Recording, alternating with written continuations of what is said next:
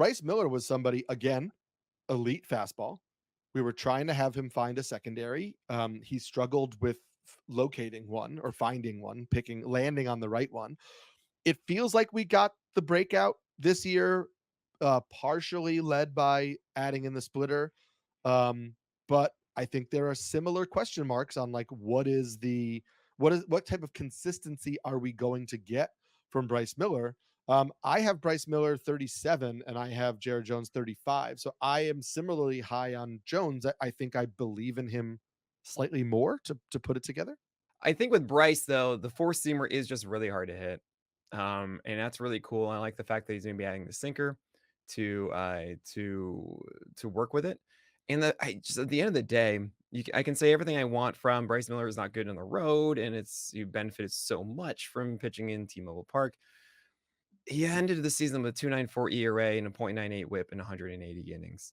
Mhm. And it is not easy to do that. I can also tell you sub 200 BABIP on his four seamer with that had over 40% usage. That should not stick. And also, it's not going to be a 300 plus BABIP or something like that. That is a premier fastball that's just so hard to hit. And adding the sinker again is going to just do more for him. So I've all of a sudden thought, oh no, I had Bryce Miller in like the mid 40s or something like that because I'm like, I don't think the secondary is that good. But what have I constantly said?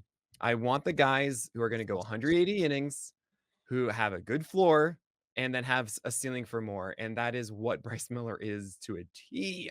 Mhm. So, yeah, I'm in on Bryce Miller just for that because he has room to grow. The command was not as bad as I expected entering this past year. He still wasn't amazing, and he certainly got fortunate as the year went on.